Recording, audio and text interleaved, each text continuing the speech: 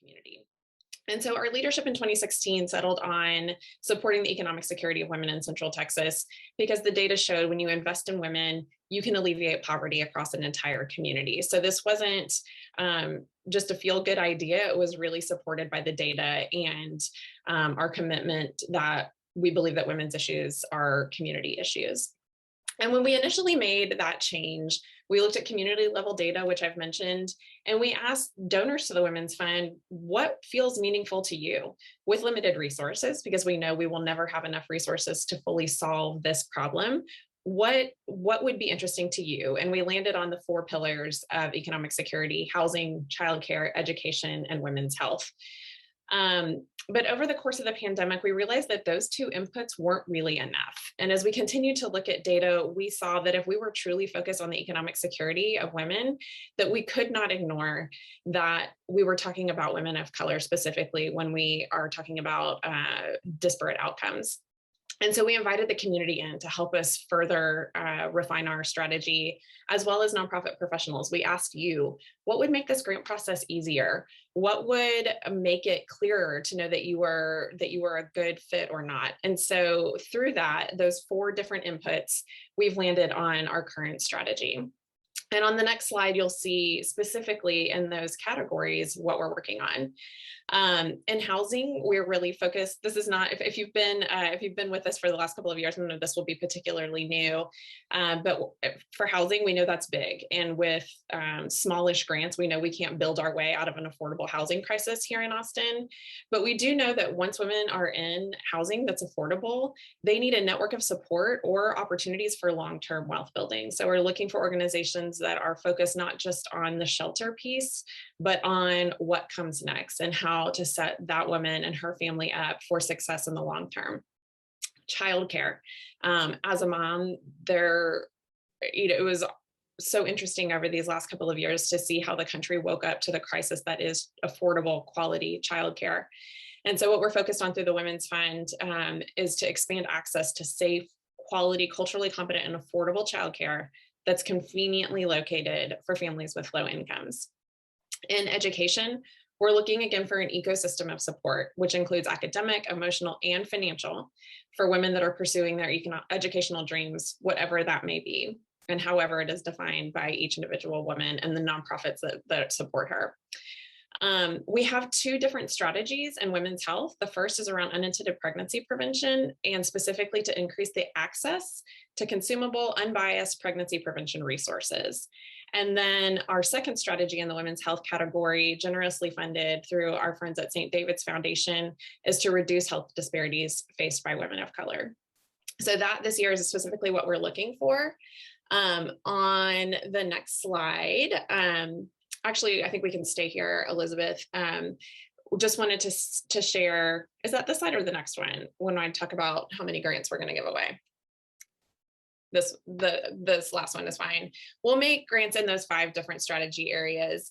And just wanting you to know that this is the breakdown, and I think Elizabeth will take it from here. But if you have questions about the strategies, check out our website and know that Elizabeth and I will be here along the way. Yeah. So this grant making cycle is actually going to be our largest one yet. It'll mark us awarding, I did the napkin math yesterday, over $3 million now through the life of the Women's Fund. So it's been such an incredible trajectory to see us get to this point of being able to give away $500,000 this year through our grant cycle. And we're looking to award grants to 25 different nonprofit organizations through this year's cycle. A few things that we'll be doing the same and also different as last year. We'll have 3 different level of awards that we'll be offering for our, and this is, like Megan was mentioning, all 5 of those strategies will be awarding all 3 of these level of grants in. and that's how we get to the 25 total. So one winning finalist will get a $45,000 multi-year grant paid out over 2 years. So $25,000 this year and $20,000 next year in 2023. One runner-up finalist will receive a $25,000 multi-year grant. That's new this year that the runner-up also gets a multi-year award. That's $15,000 this year and $10,000 next year. And then we've added to offer 3 semifinalist grants. It's normally been 2 in the past. So we have 3 semifinalist grants this year that are $10,000 that will be awarded in 2022. So we're continuing with our, best practice of providing general operating support and trying to make sure that we can just distribute the funds more broadly to an increased number of grant partners, but then also have those multi-year grants so that it's funding that your organization can depend on, not just this year, but also in the next year. So a little bit about eligibility. How is this all going to work, right? Who's eligible to apply for a grant through the Women's Fund? In general, if you're familiar with any of our other grant processes, the Women's Fund eligibility guidelines are pretty similar to others at the foundation. You have to be a tax exempt organization or unit of government doing work in one of the 6 county area Central Texas region that we serve. So that's Travis, Bastrop, Burnett, Caldwell, Hayes, and Williamson counties. You don't have to only be serving those counties, but the work that you're doing has to cover those. And you can also be a fiscally sponsored project. In general, we don't make grants to endowment funds, religious organizations for religious purposes, fundraising or events, politically lobbying or legislative activities, or directly to individuals. Additionally, we have a couple of other eligibility considerations. So proposals will be considered from organizations engaged in non-lobbying advocacy work. So we recognize that in order to engage, systemic level change, advocacy is really critical to increasing access in all of those strategy areas that we're focused on. So that is something that we will entertain proposals for. Agencies that are engaged in educating the public about issues, community organizing, policy research, or any other sort of like non-lobbying advocacy activities are welcome to apply. You don't have to be engaging in that work to apply. Just know that it won't preclude you from applying.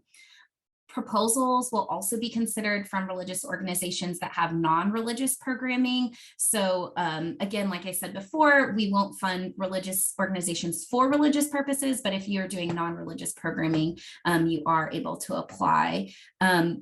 Just make sure to demonstrate in your application that the work you do aligns with the strategies and that it's 1, secular in nature, and 2, does not discriminate on any constituents or clients based on religion. One other important note specific to the women's health categories, because the women's health disparities strategy is funded through support from St. David's Foundation. That grant is intended for non-clinical services only and can't be used to subsidize uninsured or unfunded patients who are being served under a contract with Central Health.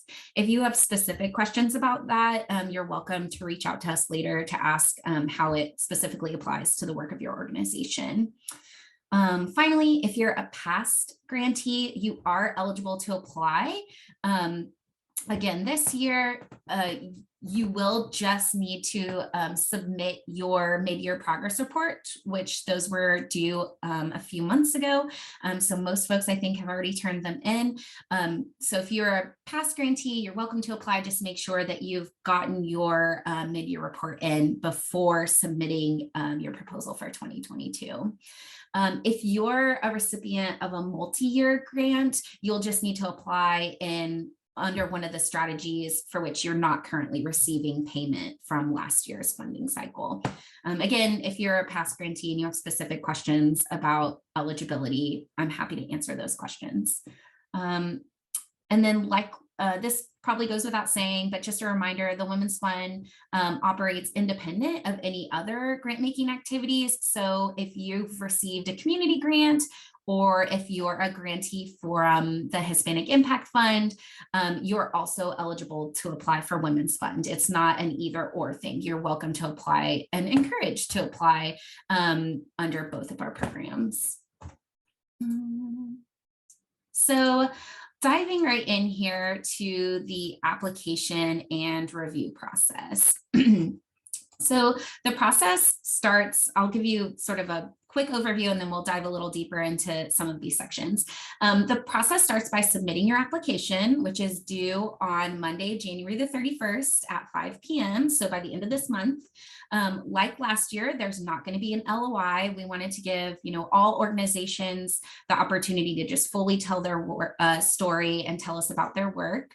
The full review process from start to finish takes a little bit over 3 months. Once applications are submitted, they're scored by Women's Fund investors and our community reviewers.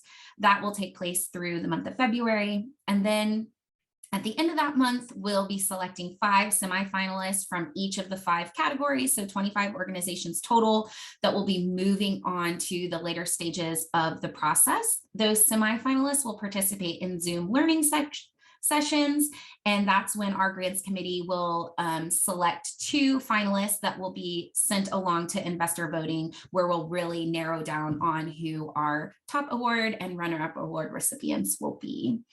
Again, we're going to go into these in a little bit more detail, but I just wanted to give you kind of an overarching look at the process before diving in.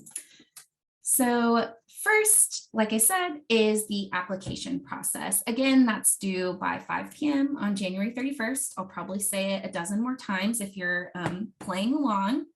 Just want to make sure everybody knows and you can get it in on time. Our grant cycle actually opened earlier this week on Monday, January the 3rd. So we wanted to give sort of a good runway for you to work on your proposals and answer any questions that you have. But for any of you early birds that are already off to a running start with your New Year's resolutions and you want to get this checked off your to-do list sooner rather than later, the portal is already open and you're welcome to already start that process. In order to submit your application, you'll need to log into your account in the ACF Grants portal. If you're a first-time applicant, you'll need to create that login. There is a link in the chat to the grants portal, and that's also something you can navigate to from the website where you probably heard about the opportunity in the first place. If you have any difficulty accessing your account, you had one, you can't remember the password, something like that, that's where Sarah will step in and is happy to help you regain access, or be told like, no, you don't have one, you're going to need to create a whole new login. So we're here for you on that. Next, we'll dive into the actual application itself. Once you've created your account and you're logged in, you'll see that there are several different sections to the application. We'll also be providing a PDF of the application questions on our website in case you want to be able to take a look at those questions, collaborate on your proposal with others at your organization that don't have access to the portal, or just sort of, review them before you go to actually plug in your responses. You do have to submit your application through the portal, but you're welcome to use that PDF to just sort of work on your application outside. I've been a development director before. I know that a lot of times you have a whole crew of people helping you write these sorts of things. So we hope those questions will be helpful to you. So first, when you're in the application, one of the first things you'll do is just confirm your eligibility criteria, like I was mentioning before, and you'll enter some basic contact information so we know who the application's from and how to get in touch with you if you have any questions.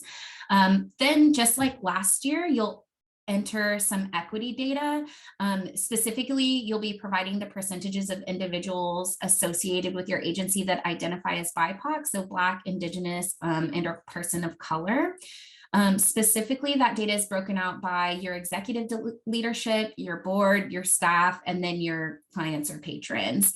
So you'll need to be able to provide those percentages through the equity data portion of the application. Then in the proposed work and impact section of the application, that's where the meat of the application comes in. That's where most of the questions are. This year, you'll start by selecting just one strategy to apply for. This is different from last year, and we'll cover a little bit more in detail in the review process, but we just wanted to make sure to note the difference in the process from last year to this year, that you're going to be selecting just one strategy to be applying for. This change was made to better align with how the proposals are being reviewed and to help improve sort of the fairness of the review process. Our grants committee is broken up into subcommittees that review proposals for one specific issue area at a time. So in the past, when your proposal was addressing multiple strategies, they were still being lumped into just one review process or one issue area. And so the overall impact of that proposal was sometimes weaker because of the nature of the holistic work that the organization is doing and the fact that they focused on all the areas instead of the one area in which they were going to be reviewed, the one lens they were going to be reviewed through. So that is one change this year, is that you'll be selecting just one strategy. However, we've added an additional section where you can speak to the holistic nature of your services and how your work may intersect with the other strategies that are outlined by the Women's Fund. So there's still an opportunity to provide those details and give that more full picture of the work that you're doing. And you're also welcome to submit multiple proposals if you'd really like to apply under multiple strategies. But remember, just like last year, you can only be awarded a grant under one category. And I'll get into that a little bit more later. So once you've selected the strategy that you're going to focus on for your proposal, you'll have space to address in detail how your work aligns with that selected strategies, and then that additional question of how your work also hits on the other areas of impact. Please feel free to fill out all of the strategies that apply to your organization, but don't feel like you have to find something that applies in every single strategy. If you just don't do anything related to one of the strategies, that's okay. Then you'll continue through the proposed work and impact section by highlighting the history of your work with your target population and articulate the work you'll be doing specifically using the Women's Fund funds, and share some basic client demographic data. Let's see here. Finally, the next bit is a little more logistical and administrative in nature. We do ask for you to write a brief description, 150 words or less, to describe your work. This is used when we get to the very final investor voting stage.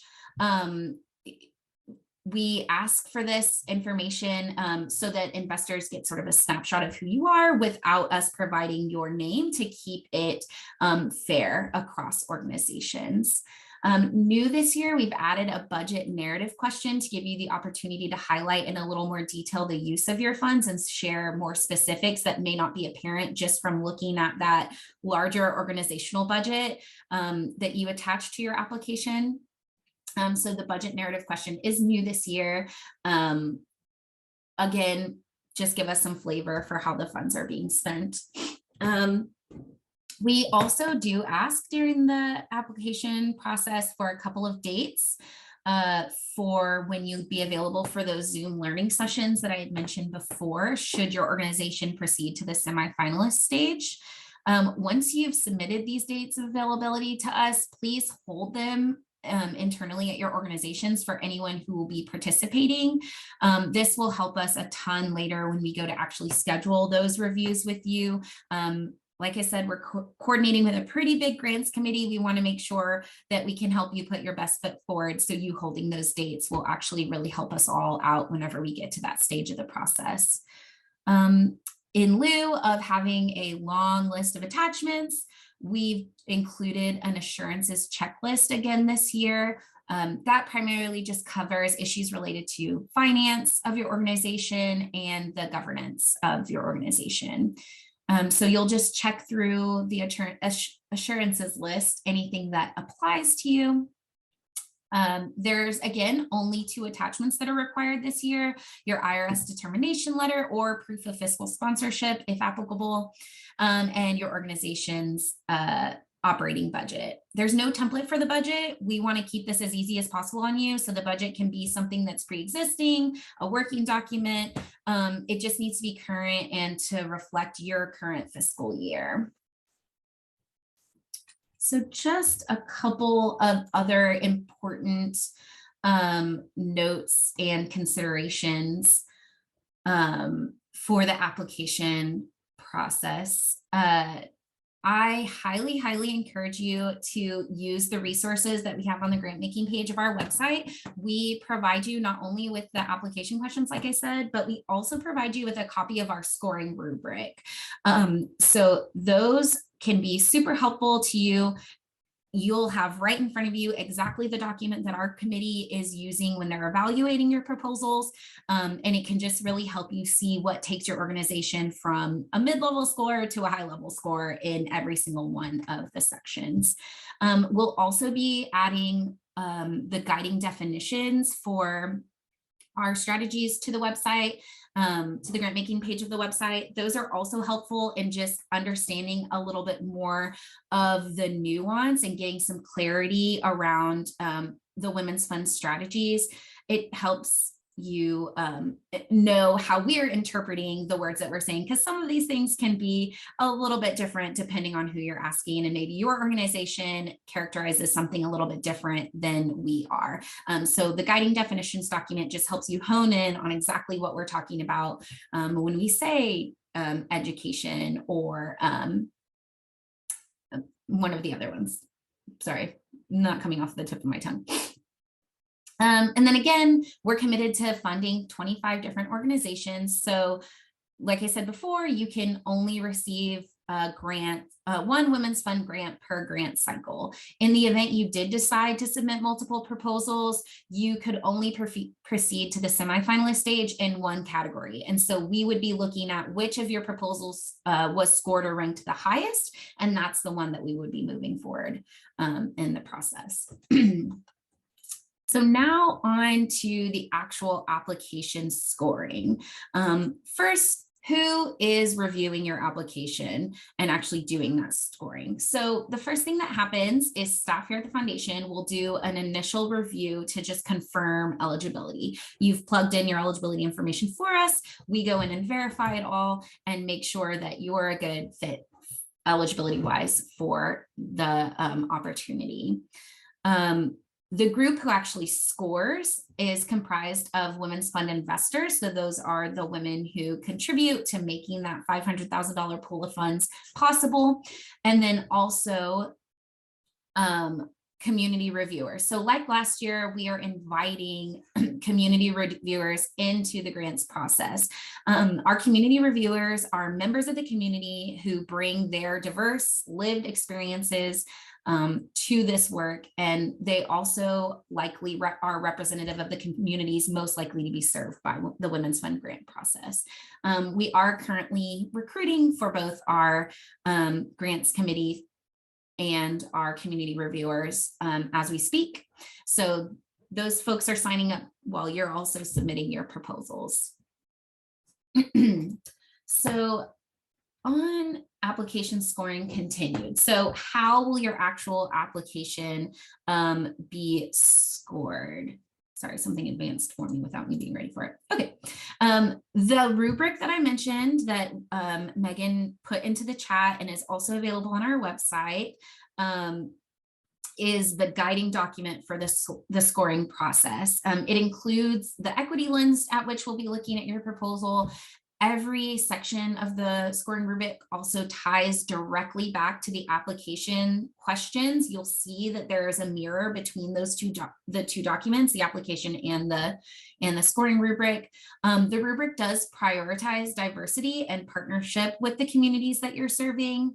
And I've said it once, but I'll say it again. I really highly encourage you to look at that rubric as you're writing your application, or look at the rubric afterwards to compare how you think what you've written will be evaluated through the lens of the rubric.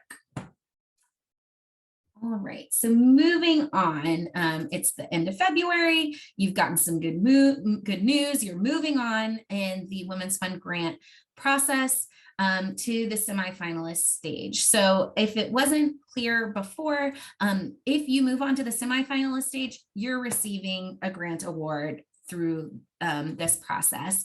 And we just want a little more information from you to determine exactly which award you'll receive. So Zoom learning sessions, these are just an excellent opportunity. We are continuing this year to not conduct in-person site visits. We'll be doing those Zoom learning sessions again this year in lieu of meeting in person. They're intended to be short, no more than 1 hour, an opportunity for the Women's Fund investors to meet with you and your team and just bring to life a little bit more about your work that was in the proposal. We don't assign who you need to have participate in the Zoom learning session. We've found it to be helpful for there to be a member of your executive team or a member of your programs team join you in those, and if that's not you, to join you in that process. And we, the foundation staff, will be coordinating with you on the time and sending you the questions ahead of that Zoom learning meeting so that you know sort of what's going to come up on that call. You're also welcome to send us any questions that you have in advance of those too, so that we can make sure that it's a nice dialogue between us and your organization. Following the Zoom learning session, we'll be in touch to confirm, you know, your status. Are you staying in the semifinalist round, or are you moving along to the finalist stage for investor voting? If you've made it to the next round, the voting will take place online over the course of a week. All our Women's Fund investors, so regardless of if they participate on the committee or not, are welcome to vote. As well as our community reviewers. So they're reviewers who joined the process from the community. They will do their voting without any identifying information about your organization. So just with that summary that you've provided. And that is just to help curb any sort of implicit bias for or against your organization. After the voting takes place, that's when we get to the really fun part. We'll be able to announce and celebrate all of our grantees and the incredible work that you're doing. This is the day and time for now. We're hoping to be able to do something in person, health of everyone willing, but we're keeping it location TBD for now, just in case we have to do something virtually. So that is our grant cycle in a nutshell. I'm sure you've got questions. We've got answers. We're happy to answer all the questions. Or if we don't have answers, we'll make them up, right, Megan? That's how it works. But to get us started, we're just going to go through some of the more frequently asked questions. If you have other questions you want to bring up, you're welcome to start plugging them into the chat, and I'll keep track of those as Megan is going through our existing list of FAQs. Let's see here. Okay. So the first question we've talked a lot this morning about the process that we've laid out if your organization is moving along, but what happens if you're declined? You will hear from us, yay or nay, by the end of February. And if you get a declination letter, and know that we will receive many more applications than we can fund. We're going to give 25 awards away, which is more than we've ever done. And we will get more than 25 applications. So if your organization is declined, you'll hear from us by the end of February. And one piece of feedback that we got through our strategy refinement last year was that folks were really frustrated when they couldn't get feedback. To be declined but not know why is a frustrating place to be as a grant writer or as an executive director or really anyone in the organization. So we will make ourselves available for feedback and through one-on-one calls. And you can look forward to hearing more about how to schedule that. But just know that we're here and available to give you as much feedback as we can so that you can strengthen your application in the future. Next question is, if you don't exclusively serve women, can you apply? Absolutely. We get that question a lot. And we know that, women make up about half of the population. And oftentimes you're serving more than just women. If you do serve folks other than people that identify as women, really, I would encourage you in your application to focus in on how your services are specifically benefiting the women that show up for services and support from your organization. The next question is, how do you define health disparities, and does this include mental health? I love this question because it's a reminder again to have you check out our guiding definitions, which I linked in the chat, to see how we're defining everything, and the language really matters. And as Elizabeth mentioned, words mean different things to different people and different organizations. So definitely check out those guiding definitions. But we specifically define health disparities as a higher burden and incidence of illness, injury, disability, or mortality experienced by one group relative to others. And the data clearly shows that women of color are facing disparate health outcomes in Central Texas. We don't explicitly state this in the guiding definitions, but this absolutely includes mental health. And in fact, that's one of the top areas that came up through our work with Measure last year and their engagement with community members, is that mental health is a deep need in our community, particularly over the last 2 years and the stress of the pandemic. So do know that mental health is included. Are there any age restrictions, and do you have any funding specifically dedicated to girls or the elderly? I would check out each strategy area for that. We don't have broad age restrictions, but for example, in childcare, we're looking obviously at a particular age group there. We have broadly defined childcare to include after school time and summer care, but obviously we're looking at preschool age children there. Education we define as adolescents and above, so check that out in that category. We don't currently have any specific funding specifically dedicated to elderly women, but if you are, for example, have a housing program that focuses on the elderly, we would want to know about that. Do you have any tips for first-time applicants? Absolutely, and we hope that you will apply. Do not let being a first-time applicant dissuade you from applying. We want to hear about the good work that you're doing. And so please do. And Elizabeth mentioned the fact that we score these applications blind, or we vote blind at the very end. And that is to try to level the playing field from well-known established organizations and folks that might be newer that people haven't heard of. A lot of times folks can have a knee-jerk reaction to say like, oh, I've heard of that organization, they must be doing good work. And so in order to try to limit that kind of bias at the final round, we share that information without identifying names of organizations. So here are some tips. We've said this, and I'll just say it again: review the grant guidelines, the scoring rubric, and guiding definitions and requirements early. We're here to help, but it's going to be very hard to help the day before the applications due. So check those out early and let us know if you have questions. This one is so important. Our grants committee is made up of regular old folks in the community who are not necessarily experts in your field. And so be very careful to avoid jargon or acronyms. And in fact, one tip that we have is to let somebody that's not familiar with what you do to read it and make sure that they understand it, because at the end of the day, that's who's going to read it, is somebody who is really not familiar with your work. So maybe have an adult child or a partner or a colleague in a different industry read the application before you submit it. And then again, please plan on submitting before the deadline if you can. We want to avoid at all costs that panicked moment of trying to hit submit at the deadline and something not working and us not being able to help. So submit early, submit often.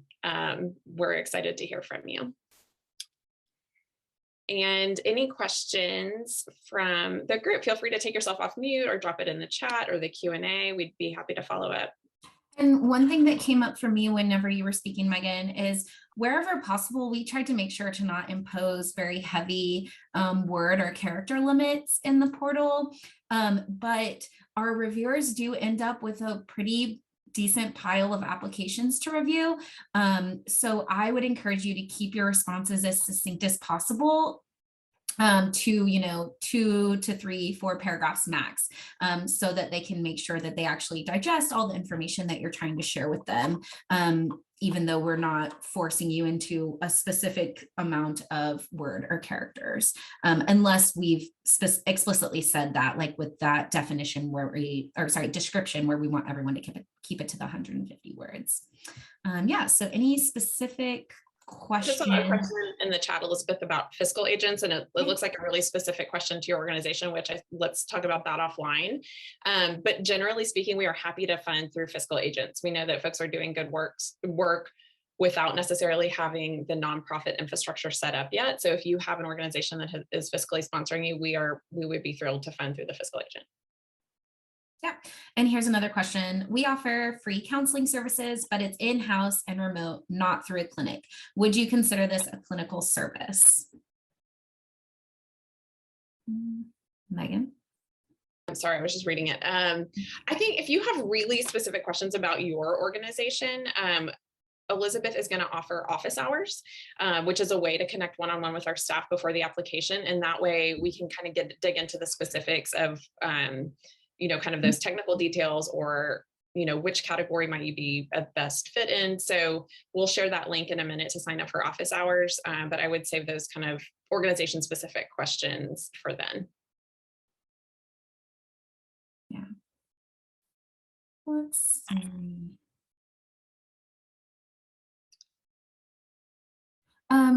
A question about folks who have received a grant from last year. I would encourage you to apply under which strategy you feel like you have the strongest programming and support that you're offering. If you're receiving a multi-year grant, you have to pick a different pillar to apply for. But if you received a one-year grant and you're applying again this year, you can choose the same pillar for which you were awarded funds last year if that's your strongest area. The grants committee and the community reviewers changes year to year. There are some folks that participate multiple years in a row, but for the most part, you end up with a pretty fresh set of eyes. And sometimes folks may have reviewed under the childcare pillar one year, and now they want to go review under the housing pillar this year. So they may not have seen the application that was awarded funds in past years. So choose whichever one you feel like you have sort of the strongest case for, would be my recommendation. Here's a question, Elizabeth, about restrictions in the women's health category. Can you share a little bit more about our restrictions because of our partnership with St. David's Foundation? Yeah, so if you're applying under the women's health category, the health disparities one specifically, not the unintended pregnancy prevention, you have to apply for funds that are not going to be associated, or use of funds that is not associated with an existing contract with Central Health. So if you have sort of like very specific work that you think might preclude you from being able to apply because of a contract you have under Central Health, let us know what your particular situation is. Like Megan said, I'm going to host some office hours, and we have some information about that on the next slide. But yeah, it has to be for non-clinical services and can't be used to sort of subsidize uninsured or unfunded patients through a contract with Central Health. I'm trying to keep up with where we are. I think we've hit most of them so far that are kind of general in nature.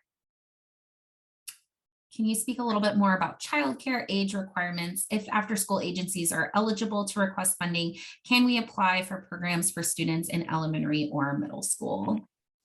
I just posted the guiding definition of childcare in the chat. We're really looking at kids 5 and under to meet that gap of preschool age children.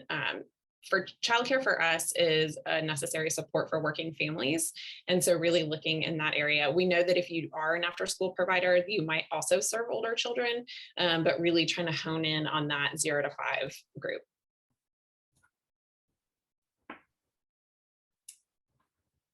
Well, I don't see any other questions that we missed, but feel free to unmute if we did miss your question. I'll just advance to the next slide here. So if you still have questions, or if you get off the call and you're like, oh, dang it, I forgot to ask about this.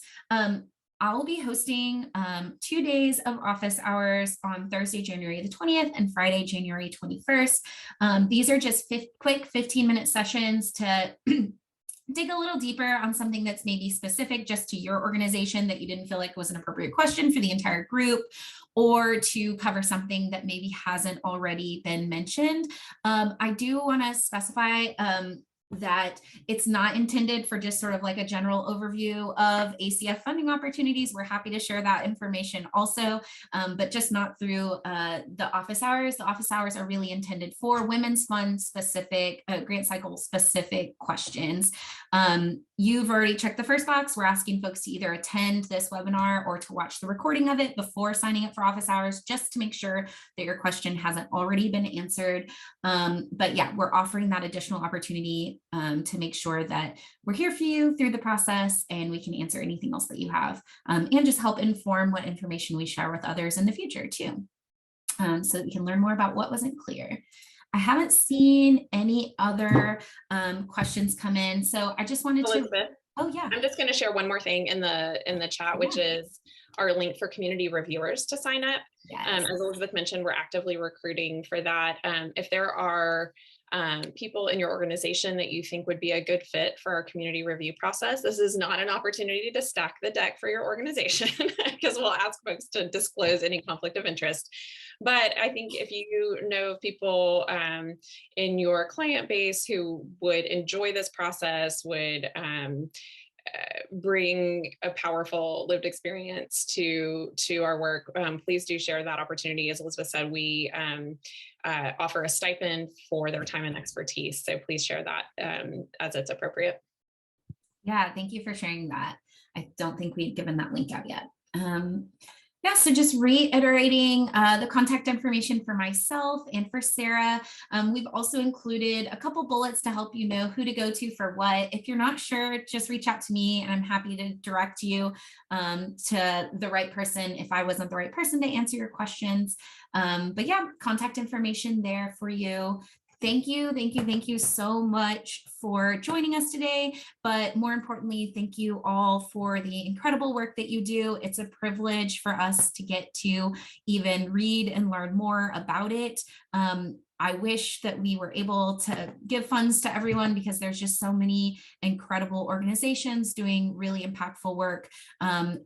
But regardless, it's seen, it's appreciated, and just the exposure of your organization to this really large group of passionate women who want to make Central Texas a better place is also something that I think is really beneficial for your organization to get to be a part of. So thank you for joining us today. Thank you for your thoughtful questions. I look forward to seeing some of you during office hours, and have a great day.